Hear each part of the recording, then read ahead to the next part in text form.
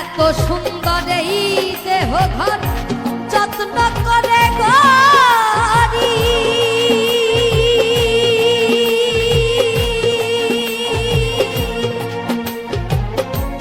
একদিন পাখি উড়ে যাবে তাহার আপন বাড়ি।